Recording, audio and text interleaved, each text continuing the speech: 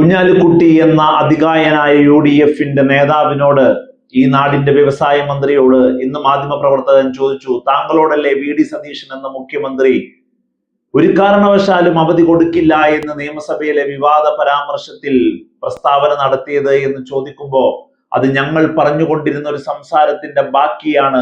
ലോകത്താരെ പറ്റിച്ചാലും എന്നെ പറ്റിക്കാൻ കഴിയില്ല, VD സതീശൻ എന്നോട് മാത്രമായി പറഞ്ഞ കാര്യമാണ് എന്ന അപക്വമായ അപഹാസ്യമായ മറുപടി മാധ്യമങ്ങൾക്ക് മുമ്പിൽ നിന്ന് പറഞ്ഞയാളുടെ പേര് PK കുഞ്ഞാലിക്കുട്ടി. എന്തിനാണ് ലീഗ് ഇത്രമാത്രം വിധേയത്വത്തിലേക്ക് പോകുന്നത് എന്നുള്ളതാണ്.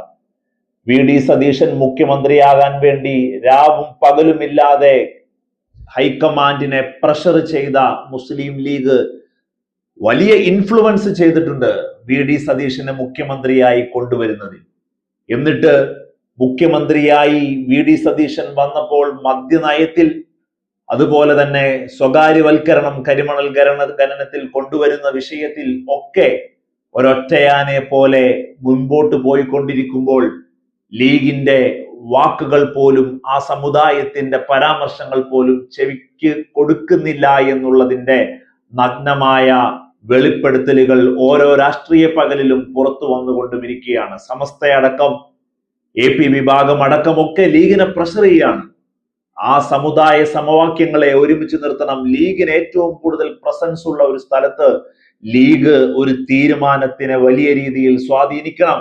അത് VD സതീശൻ മുഖ്യമന്ത്രിയാകുമ്പോൾ ആ ഇൻഫ്ലുവൻസിങ്ങിനുള്ള പവർ കൂടണമെന്ന് പറയുന്ന വലിയ ഡിഫെൻസീവായി കൊണ്ടിരിക്കുന്ന ലീഗിന്റെ നിലപാട്, ലീഗിന് കിട്ടിക്കൊണ്ടിരിക്കുന്ന പ്രഷർ, ഇതിനെ ഒന്നും മുഖവിലക്കെടുക്കാതെ മുമ്പോട്ട് പോകുന്ന VD സതീശൻ.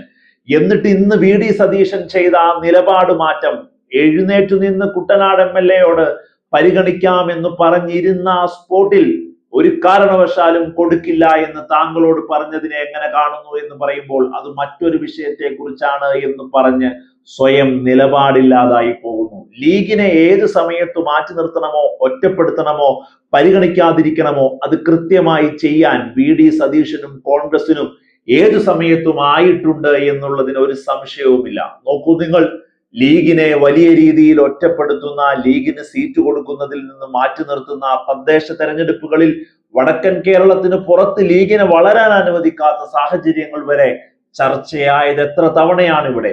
അതിനൊന്നും ഒരു തരത്തിലുള്ള പരാതിയും പറയാതെ അപക്വമായ നിലപാടുമായി മുമ്പോട്ട് പോകുകയാണ് മുസ്ലിം ലീഗ് എന്ന രാഷ്ട്രീയ പ്രസ്ഥാനം. എന്നിട്ട് ഇന്ന് ഒരു കാരണവുമില്ലാതെ ഒരു അതികായനായ ഒരു നേതാവിനോട് വന്നൊരു സ്റ്റാൻഡ് ചോദിക്കുമ്പോ അത് പറയേണ്ടതുപോലെ പറയാതെ മറ്റാർക്കോ വേണ്ടി പഴി കേൾക്കുന്ന സ്ഥിരം പരിപാടിയിൽ ലീഗ് മുങ്ങിത്താണ് പോകുന്നു എന്നുള്ളതാണ്.